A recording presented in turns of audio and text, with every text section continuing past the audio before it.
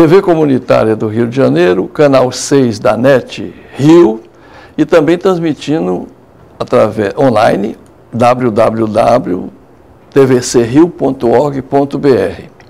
E você, telespectadora e telespectador, hoje terá aqui na programação a presença amiga, temos do nosso Estel Soares, engenheiro e sanitarista, que vai falar, tudo tem a ver com a nossa comunidade, sobre como é hoje, como é que nós estamos sendo tratados, não é só nossa água, não é só nossa rede sanitária, não. Em termos políticos, e o que falta para a gente ser uma cidade realmente que possa ser excelência no mundo, né? Que nós possamos nos orgulhar também nesse aspecto. Estel, é um prazer a sua presença aqui. Como está hoje o Rio de Janeiro e em relação a outras cidades? Está complicado. Eu sou engenheiro sanitarista, né? Engenheiro civil, especialidade em saneamento, e trabalhando há mais de 30 anos, particularmente no Rio de Janeiro. Já trabalhei também nas áreas da Baixada Fluminense, né? Que é o outro mundo, né? Mas nós temos algo aqui no Rio de Janeiro que é ímpar, quando você pergunta assim em relação ao mundo. Nós tivemos a terceira unidade de tratamento de esgoto do mundo. A terceira. É do primeiro contrato que o Império fez com a City de Londres. E que está ali na CEAERJ. Isso foi com Dom Pedro II? Dom Pedro II. Dom Pedro II. Tá? E está ali na CEAERJ. 50 anos depois continuava aquela mesma. A grande diferença é essa. Ou seja, não se investiu nessa área no Brasil, por isso nós estamos com a deficiência enorme, né? E em particular no Rio de Janeiro.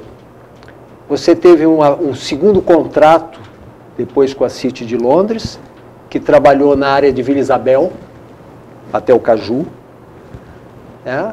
Mas isso ficou, a cidade se expandiu e não se levou em conta a questão do esgotamento sanitário.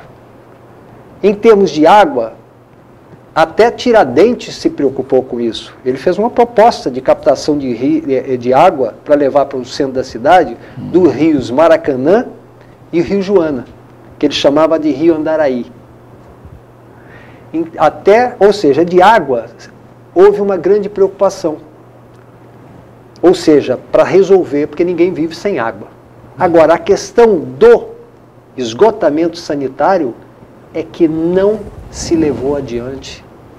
Por isso nós temos hoje, numa Baía de Guanabara, que tem cerca de 55 rios de contribuição para a bacia da Baía de Guanabara, você tem 55 rios. E eu brinco que eu livro a cara de um rio. O resto todo é esgoto puro.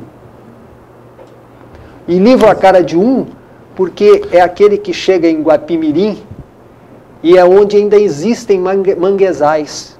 Os restos, os manguezais que sobraram na Baía de Guanabara, ainda a parte intacta, é a área de Guapimirim. E o rio que ele zigue-zagueia e ele vai filtrando pelo manguezal. Então é o único rio que contribui para a Baía de Guanabara, a meu juízo, que não é esgoto puro.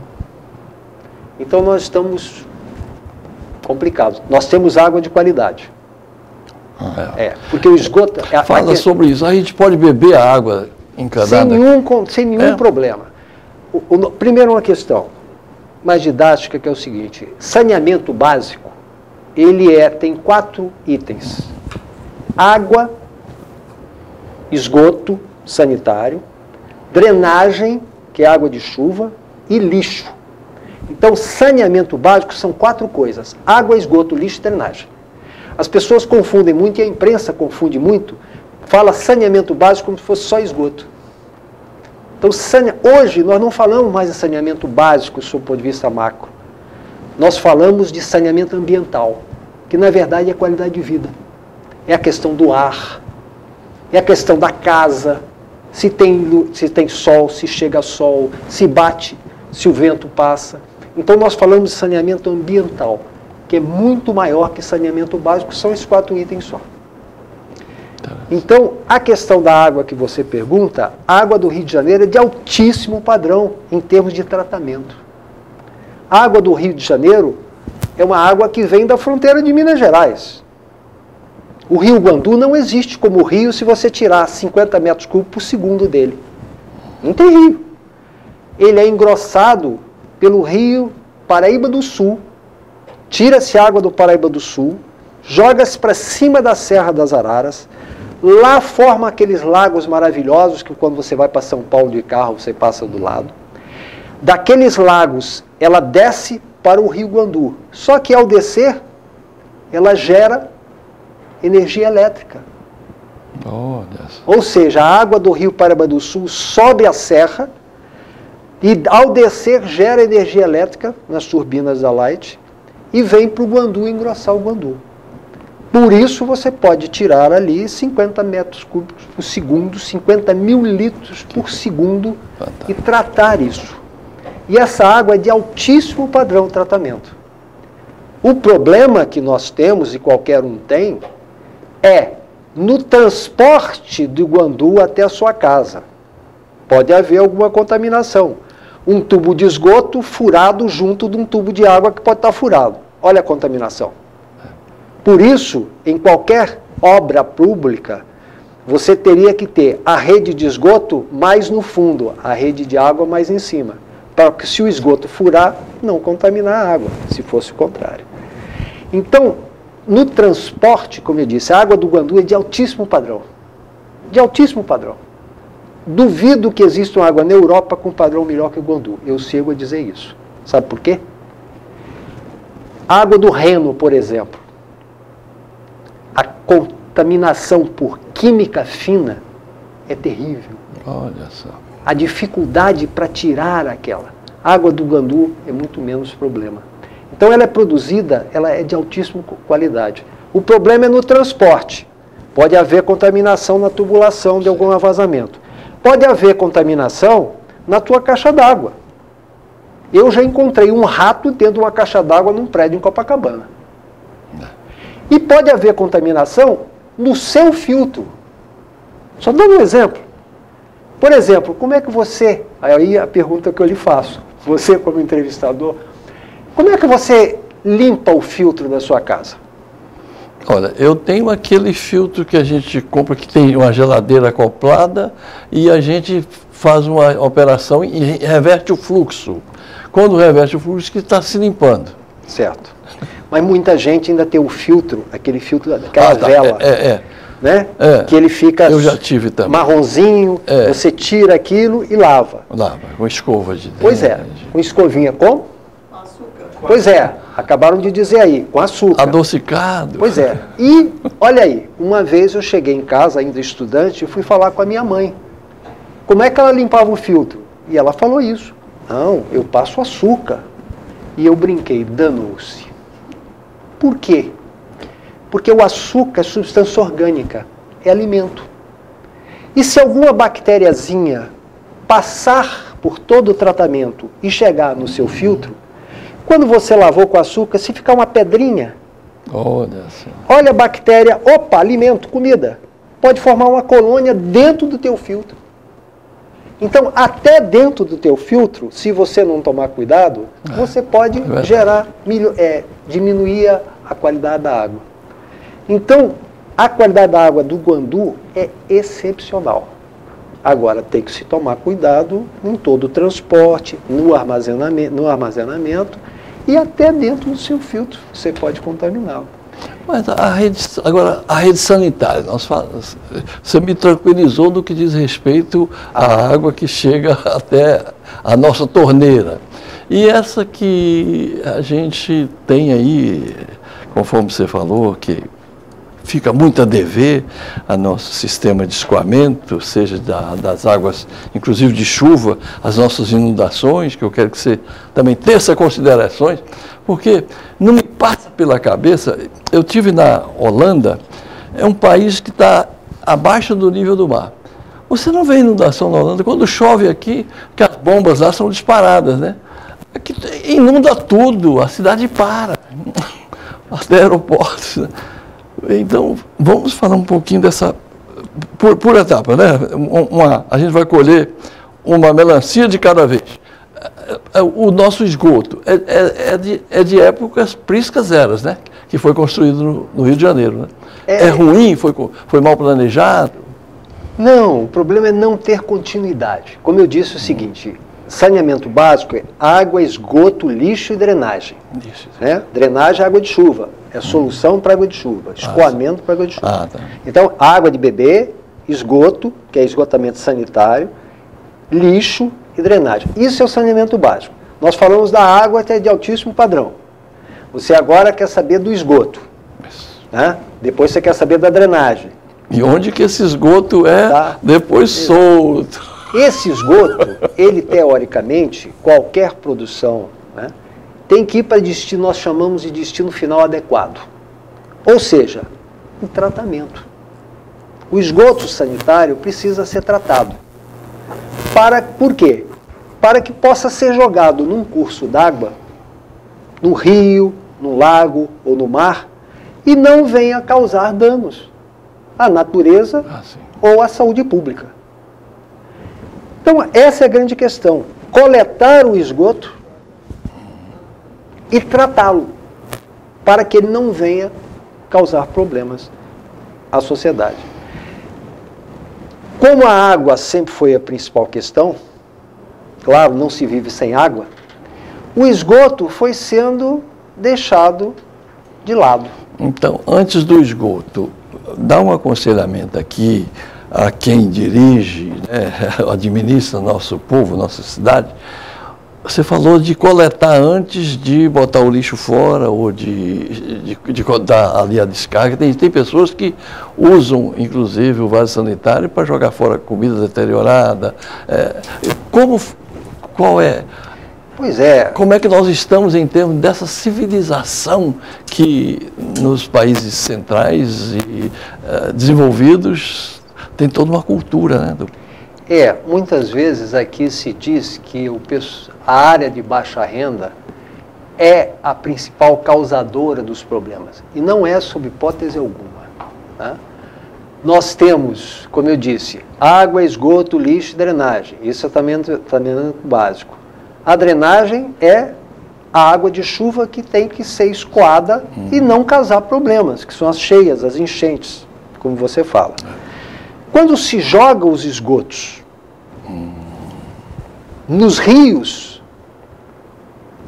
você está exatamente levando a contaminação para todos os lados. Qualquer chuva maior, você estará gerando um problema na cidade. Agora, a cidade do Rio de Janeiro é uma cidade que é um detalhe especial.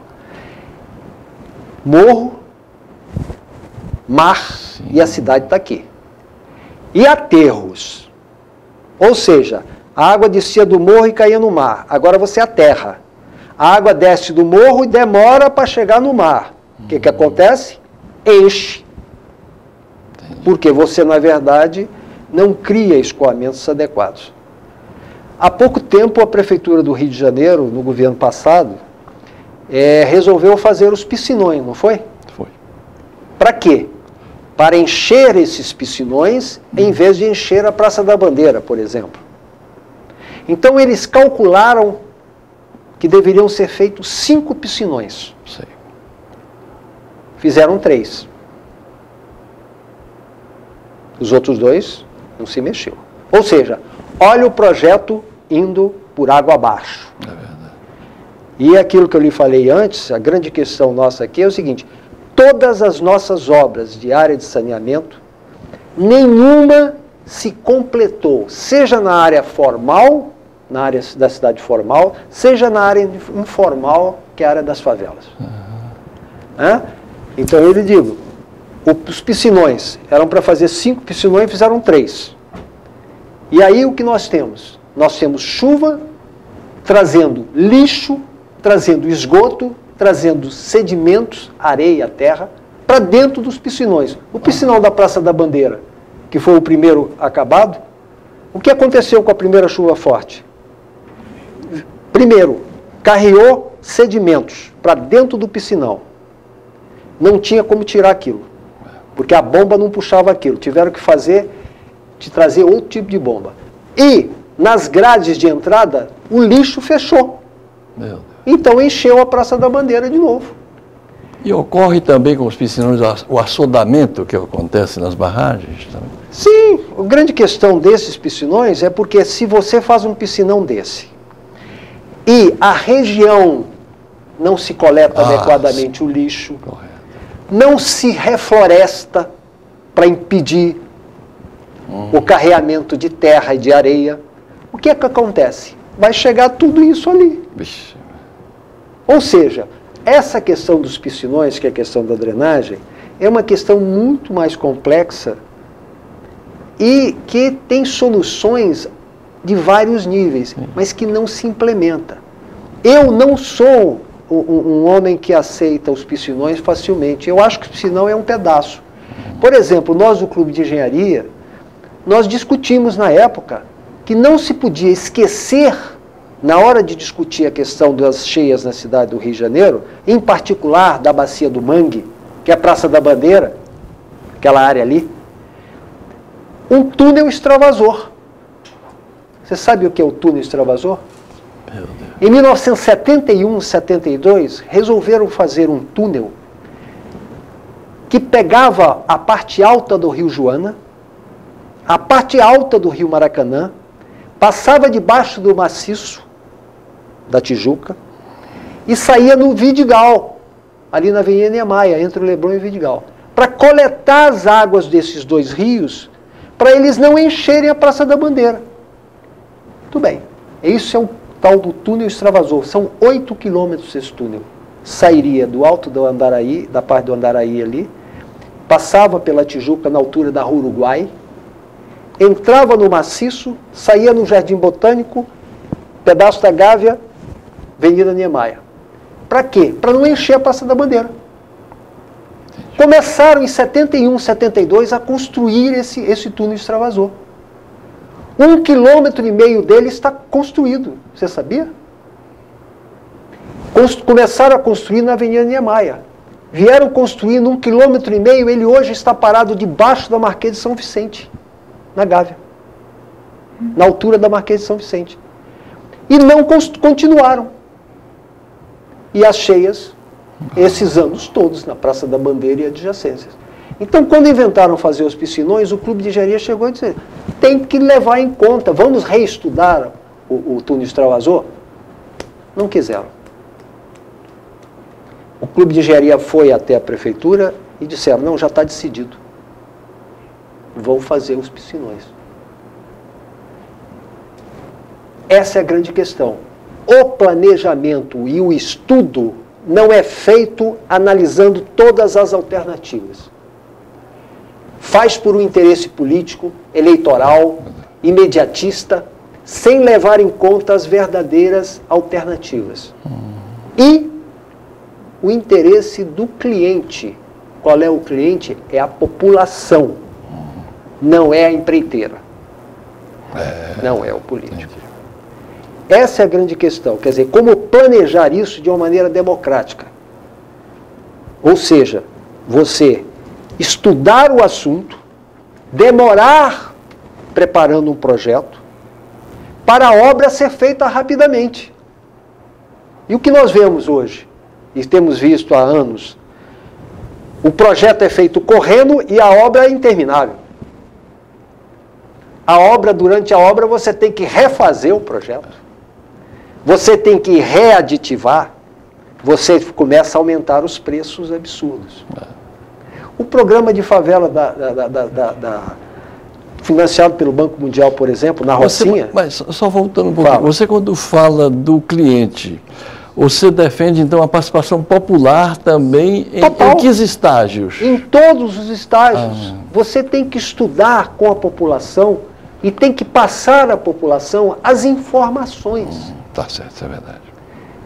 Tem que ser democrático isso. E não é democrático só porque eu acredito na democracia pura e simples. Não, claro. É porque é mais eficiente na execução da obra, na elaboração do projeto.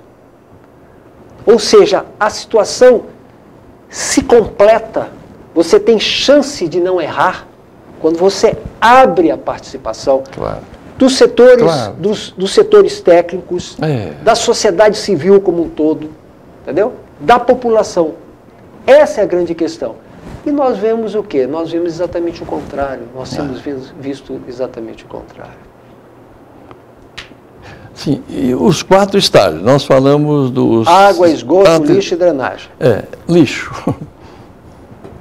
Esse é o outro grande problema, né? Porque como você vai dar solução ao lixo quando você também não dá solução para o esgoto sanitário? Você joga o esgoto sanitário na água, no rio, no lago, no mar. Você faz isso com o lixo também. Verdade. Uma coisa está amarrada à outra. Na verdade, quando a gente fala de saneamento básico, que são os 4 itens, eles são fundamentais, porque se o rio estiver poluído, como é que você vai tirar a água dele para beber? Vai ser um custo absurdo, né? Quando você poderia pura e simplesmente não estar jogando esgoto dentro dele. A parte do lixo, nós temos problemas no Rio de Janeiro de todas as ordens. Dentro do túnel Rebouças, na minha frente, saindo para o feriado, tinha um Mercedes. O sujeito jogou a lata de Coca-Cola pela janela. Dentro do túnel Rebouças. Um Mercedes. Ou seja, é algo que é necessário que as pessoas conscientizem, mas é necessário que o Estado ou as autoridades também contribuam para isso. Educação, eu não gosto nem de falar em educação ambiental. Eu gosto mais de falar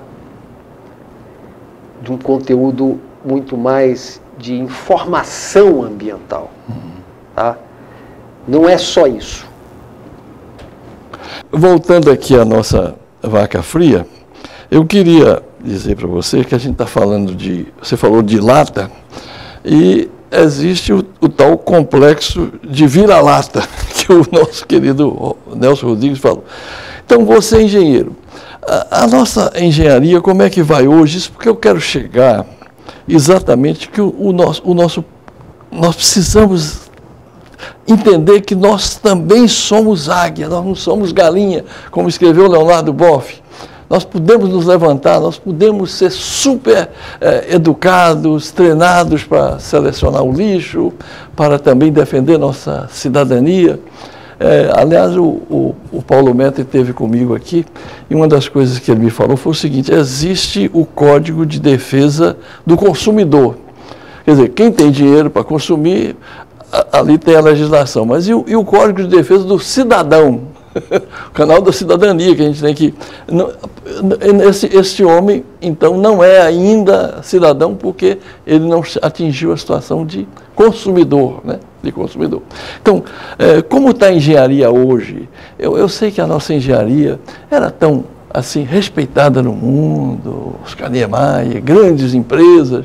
Hoje a gente está vendo aí, essas empresas eram blefe. Como é que é isso? Como é que você analisa hoje, nesse exato momento, você que tem uma representação, a meu ver, vocês são um laboratório de estudos, de soluções. O Clube de Engenharia me lembra Hélio de Almeida, um grande ministro de aviação e obra da época do João Goulart.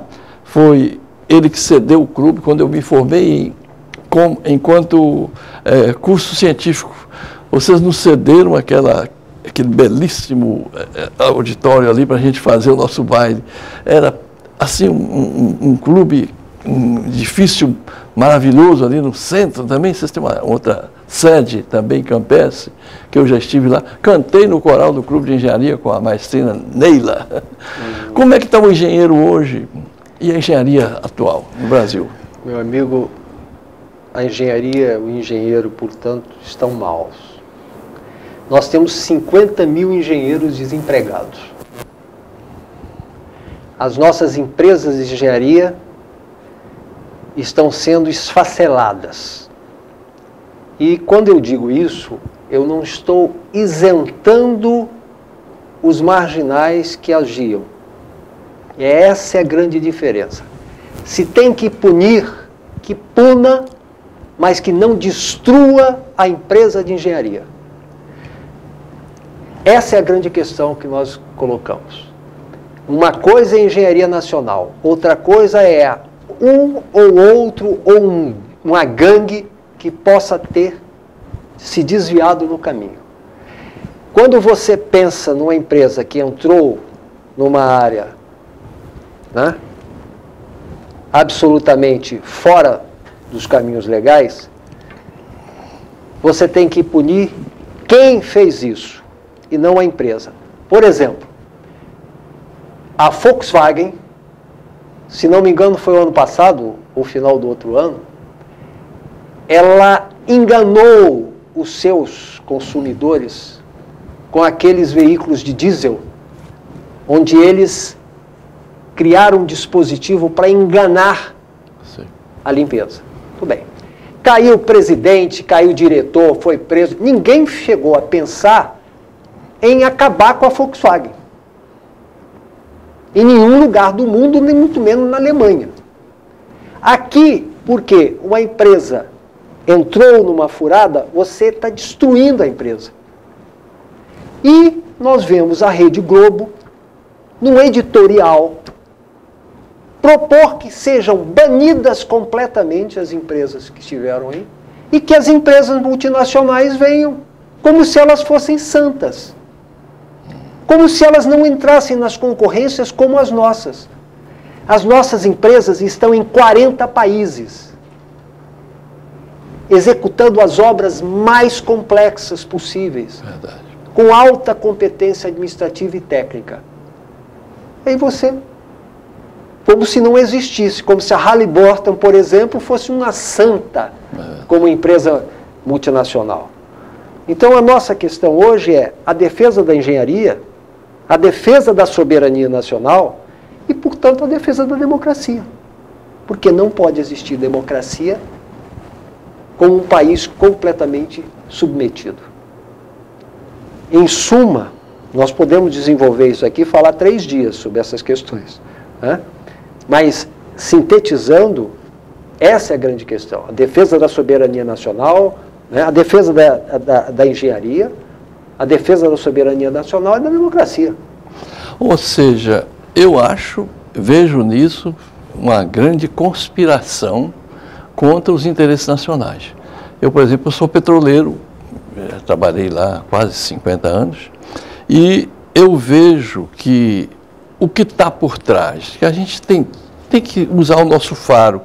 O que dá força a um juiz que não é das 4 principais capitais do país, nem por isso de só menos importância, mas ter esse poder para prender onde, em qualquer ponto do território nacional, um homem que tem à frente uma empresa que significa, esse conjunto de empresas aí, 500 mil empregos, quando você multiplica esses pais de família pelos que ficaram desempregados, você vai ter aí um contingente de 2 milhões de pessoas desempregadas. De onde vem essa... E, como você diz, proibir que essa empresa dispute, né? Também participe de licitações. Isso me lembra o Collor de Mello. Ele fez, claro que também por encomenda de fora, um plano econômico em que ele tomou o dinheiro de todos os brasileiros. Depois ele anunciou a venda das estatais brasileiras. Quem é que podia comprar? Os estrangeiros. Ó, vocês não podem mais competir, que vocês são um bando de ladrão. Quer dizer, o CGC, não é o CNPJ. Então, procurando decodificar o que você disse, eu diria que isso, na verdade, a gente que, Brizola falava, vem de longe, mas que temos uma dialética, uma maneira de analisar, que essa é a característica que devemos ter quando a gente adquire maioridade, consciência política. Quem está por trás? O economista, ele tem que perguntar quem vai financiar, né? Quem está financiando isso? Essa de repente, isso é um escândalo. Quem está escandalizando em função disso? Por trás. Quem está mobilizando? Hoje a gente vê, por exemplo, uma corrupção muito maior do que aquela, declarações como a JBS, muito piores, envolvendo os porões do Palácio. E cadê os amarelinhos, né? Então, por quê? As convocações para o povo ir à rua? Então, a gente tem que ter faro para saber de onde está vindo. Então, a gente tem que ver o que está escrito, o que não está escrito, por que está escrito, e nas entrelinhas o que está escrito, né? Então, eu acho que vocês do Clube de Engenharia têm toda a razão quando vocês falam, não só no estranhamento, como denuncia essa conspiração contra os interesses nacionais. Por exemplo, Petrobras, a maior empresa brasileira de orgulho nacional, o que a Lava Jato arrecadou, alguns milhões, não significa nem alguns minutos da produção de petróleo brasileiro.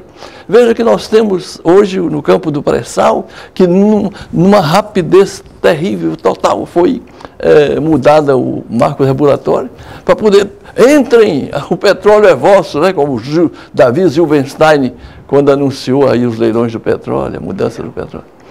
E o que fazer? Como é que... Mas eu sinto hoje que está havendo por parte da opinião pública uma nova interpretação, e o povo irá acordar. Eu tenho certeza absoluta que esses maus brasileiros estão em cima de um vulcão que a qualquer momento pode entrar em erupção. E o que fazer, assim, o trabalho que a gente está desenvolvendo junto ao acordar, né, ao despertar da opinião pública? Olha só, é um momento muito difícil, de vez em quando desanimador, né? Mas esse país é muito grande, é muito poderoso sob o ponto de vista de possibilidades. E eu tenho dentro do Clube de Engenharia uma responsabilidade. Eu atuo na área de saneamento, etc., dentro do conselho, discutindo as questões todas nacionais, mas eu sou também o coordenador da Secretaria de Apoio ao Estudante. SAE. Esse núcleo foi criado na última gestão, agora, para melhorar as condições do Clube de Engenharia no que diz respeito aos jovens. E é aí que vem o lado positivo. Nós temos contato, eu faço pelo menos 2 palestras todo mês em universidades do Rio de Janeiro. E o presidente também. Nós filiamos nos últimos 2 anos 1.530 estudantes ao Clube de Engenharia. Estudantes das universidades públicas e particulares. Toda hora, todo mês, a gente está fazendo palestras, o presidente e eu. E quando nós encontramos a garotada, a gente vê que o futuro está ali. Eu acredito na rapaziada. No sentido de que eles estão entendendo. Tem muita gente alienada, mas tem muita gente consciente. Nem só, não é por uma questão só ideológica, não.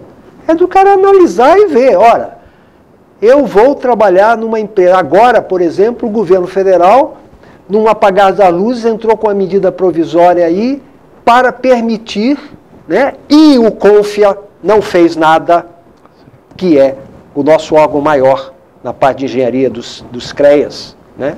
A confederação, não fez nada em cima de uma proposta permitindo que a entrada de qualquer engenheiro para trabalhar no Brasil não precise mais ser regulamentada.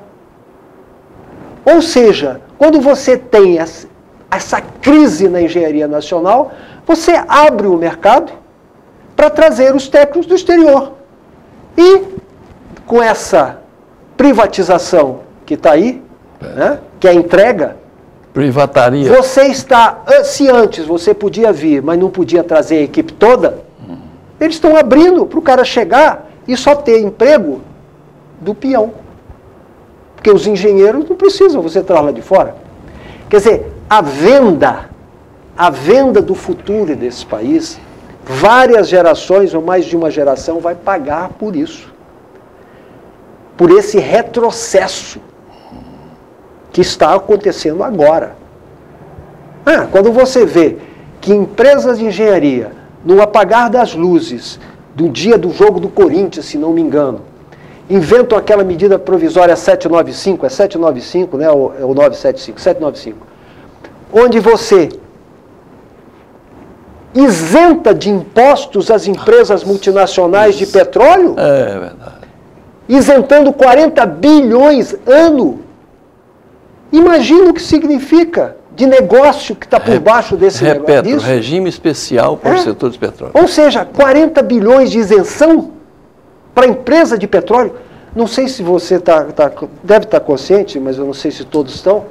Até o Zequinha Sarney, ministro de Meio Ambiente do Dr. Temer, disse que era um absurdo aquilo, criar incentivo para a empresa de petróleo. E ele ainda coloca a questão ambiental, né? Porque incentivo para petróleo, que tinha que ser incentivo para área solar, ambiental, a eólica, e não só para petróleo. E é verdade. Agora, você imagina o que significa você isentar as empresas de petróleo multinacionais de 40 bilhões ano. Quantos Gedel de Vieira Lima não estão pedindo 1% para fazer isso? Para guardar no apartamento da mamãe ou do amigo? Quer dizer, é uma negociata sem parar nesse momento. E o que nós não estamos conseguindo é juntar, criar uma massa crítica para nos opor a isso. Nós tivemos hoje no Rio de Janeiro, até agora, eleição para o CREA, no Brasil inteiro, né? Uhum. E a discussão... CREA é o Conselho Regional de Engenharia. Não é?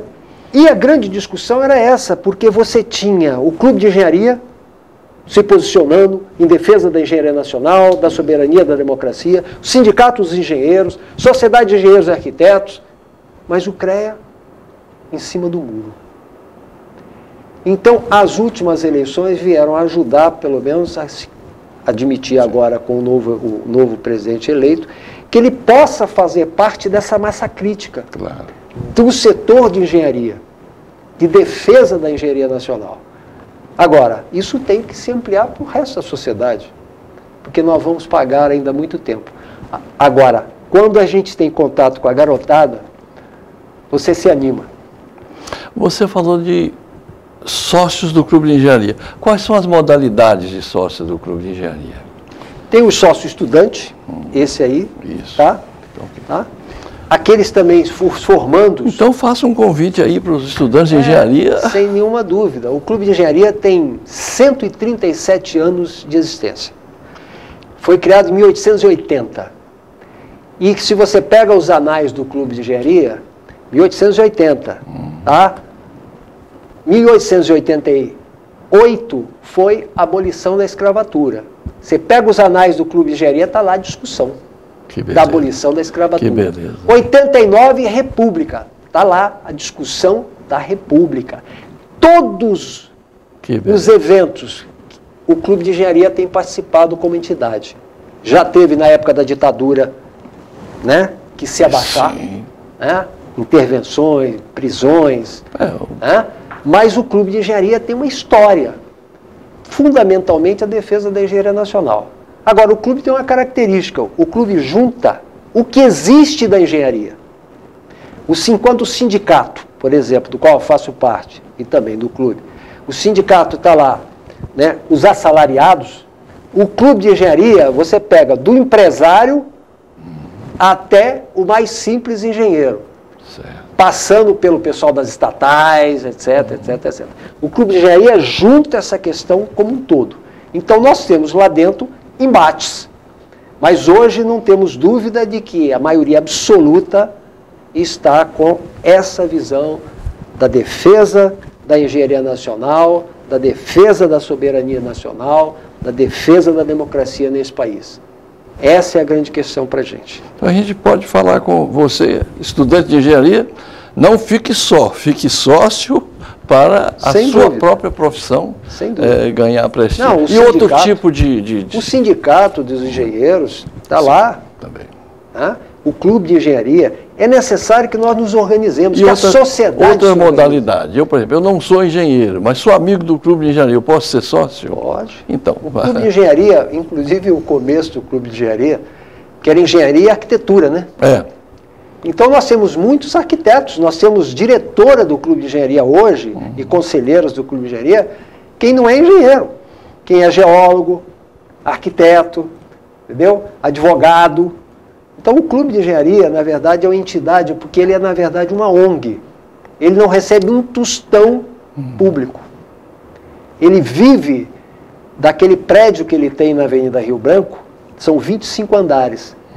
Ele aluga 17 andares e vive do 18 ao 25, que são aqueles auditórios, como você disse, auditórios de 420 lugares, de 200 lugares, de 180, 105.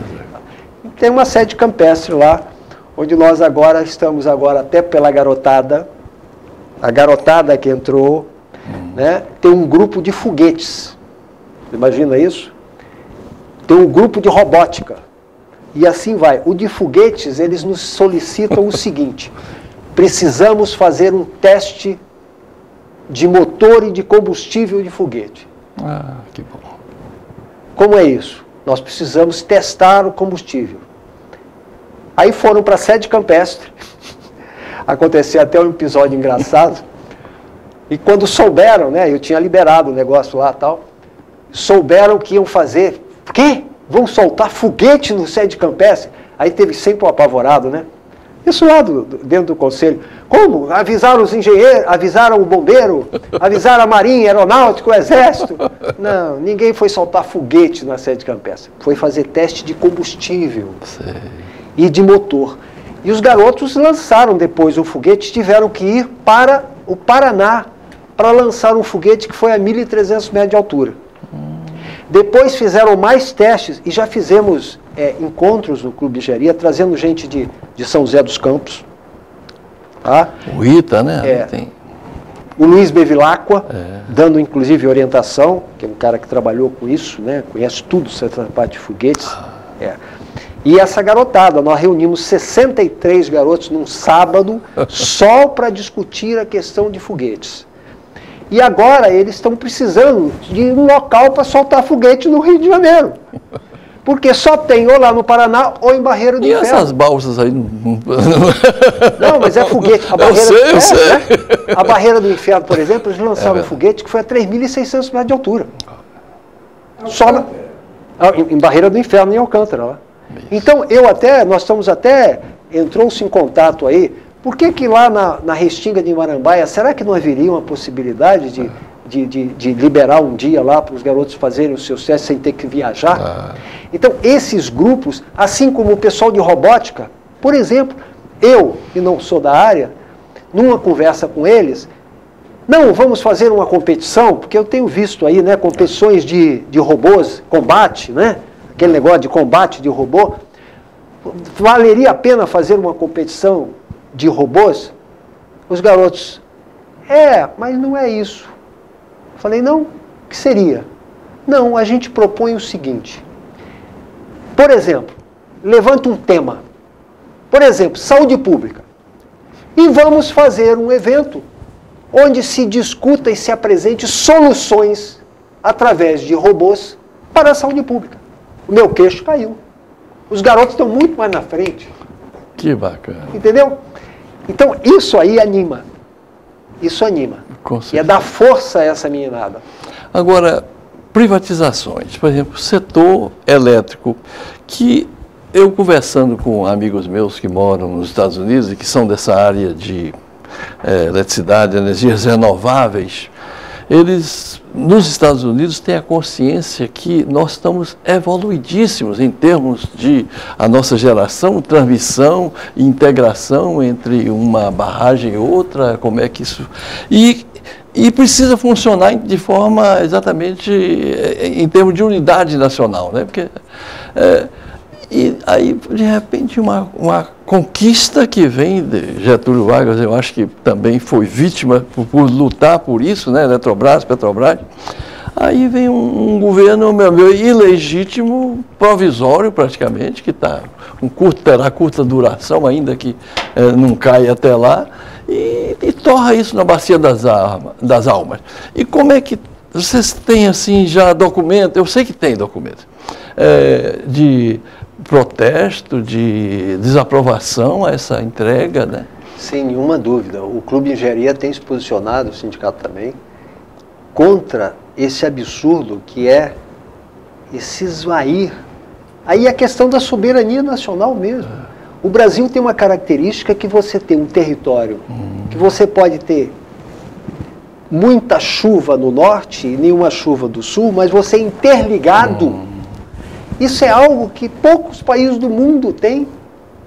Né? E nós não podemos pura e simplesmente abrir mão disso, fatiando essas áreas. Sem falar que nós ainda temos, se não me engano, ainda temos 46% ainda de áreas não usadas da parte hidráulica. Olha. Que é a parte com menos então, o potencial hidráulico, ainda 46% dele ainda a ser usado. Né? Ou seja, nós temos um privilégio. Este país, agora, do jeito que estão fazendo, agora com esse negócio da Eletrobras, né? Entrega, e tem um amigo nosso que estava dizendo o seguinte, há pouco tempo, o próprio presidente do Clube de Engenharia, Pedro Celestino, ele disse o seguinte, que na época, pela entrada dos estrangeiros, né? Inclusive os chineses, né? E o pessoal como é que é o nome Onde a China, que mais cresce no mundo, né, nos últimos 70 anos, tem 100 mil estatais. Isso ninguém quer que você saiba, telespectador. Quando falam aqui... Isso é um tema proibido, hein? Exatamente. Falar contra as privatizações. Talvez seja uma das pouquíssimas TVs que é claro, propõe a debater, né? Não, a importância... seria fundamental que nós tivéssemos uma imprensa equilibrada, claro, mas ela está totalmente desequilibrada, né? Então a importância de um órgão como esse. Mas voltando à questão, o Pedro Celestino, que é presidente do Clube de Engenharia, ele dizia há pouco tempo sobre essa questão dos estrangeiros estarem chegando e ocupando os espaços, até no saneamento. Você sabe que os 21 bairros da Zona Oeste, os bairros que vão de Deodoro a Santa Cruz, que é a chamada AP5, sim, a parte de esgoto, o Eduardo Paes tinha entregue em concessão a uma empresa que era dominada pela Odebrecht Ambiental. No sufoco da Odebrecht, ela vendeu a Odebrecht Ambiental. Sabe para quem? Brookfield, o povo canadense. Ou seja, os esgotos de 21 bairros da Zona Oeste estão na mão dos canadenses. Se você pega isso e rebate para a questão nacional, é o que o presidente do Clube de Engenharia está dizendo. Há anos atrás, ele, quando estudante, ele falava inglês, que era um negócio há mais de 50 anos atrás. Né? 50 anos atrás. Então, quando ele começou a fazer estágio, e logo formado, ele era responsável por ler os projetos que vinham de fora, porque ele falava inglês. Aí ele brinca, olha, do jeito que a coisa está indo, vai precisar alguém que fale mandarim. Porque os chineses estão entrando, em particular nessa área elétrica, né? Eles estão sendo sócios de tudo que está sendo colocado aí. Quer dizer, é a abertura, é a questão da soberania nacional que está colocada nessa questão. E você veja, no ponto de vista das multinacionais, quando você entrega um setor de serviço, Você arrecada, então, em reais. E o lucro vai para o exterior, em forma de divisas internacionais. E, muitas vezes, para gerar essas divisas, a gente tem que tomar mais empréstimos internacionais, concorre para o aumento do endividamento com relação também a bancos internacionais e ao capital estrangeiro. O pior que eu acho das empresas multinacionais, Estel, é que eles têm um mecanismo de fazer com suas filiais, com que suas filiais sejam devedoras das matrizes. Então, olha, a Volkswagen do Brasil deve à Volkswagen matriz lá onde está a sua metrópole, né? Quer dizer, e nossa colônia. E eles não querem que aqui essa filial pague de maneira nenhuma, e nenhum governo pode obrigar você a o que fazer com o dinheiro, pagar a dívida da sua filial, pagar com a matriz. Então, essas dívidas geram juros. Então, um dos geradores dos juros é talvez fictícias dívidas que as filiais estrangeiras têm dos países do terceiro mundo. Então, é uma maneira também de atrelar, de cativar, de manter escravo, né, os países terceiro-mundistas. Então, isso pouca gente se atém de pensar e de se indignar e de denunciar, né, que é também geradora da nossa chaga também de miséria, né? Em todos os níveis, você vê a chaga financeira, econômica, né, que vai se refletir na questão da qualidade de vida do país, que muitas vezes é prestação de serviço e outras vezes é desenvolvimento tecnológico. Sim. Né? Nós temos casos aí na área elétrica mesmo, né, de empresa multinacional que entrou e que tinha um setor, por exemplo, de mecânica dos solos, que pura e simplesmente foi desativado. Eu estou dizendo mecânica dos solos porque foi um caso com um amigo meu mesmo. Então, os outros, quando eles agora tinham algum problema, o cara tinha que ligar para Paris, para o sujeito lá dar orientação, que antes ele dizia um andar, e resolvia. Ou seja, a gestão também não passa pelos objetivos nacionais. Exatamente. Nós temos 3 minutos que são inteiramente seus. Eu quero que você levante as suas bandeiras aqui para o nosso telespectadora, e o seu recado. Eu sou um engenheiro civil, sanitarista, e eu acredito que nós temos que nos ater a uma questão, porque nós colocamos, em particular no Clube de Engenharia, a gente fala muito das questões nacionais, né? Mas existe algo que hoje é algo muito importante. Se você tem 87%, 83% da população brasileira nas cidades, é necessário que nós voltemos o nosso interesse para a questão urbana. Essa é a grande questão hoje, é um desafio. Nós estamos muitas vezes discutindo as questões sem interligar. Se o povo está na cidade, é necessário que a cidade se organize, que as populações se organizem. E você não pode ter cidade partida.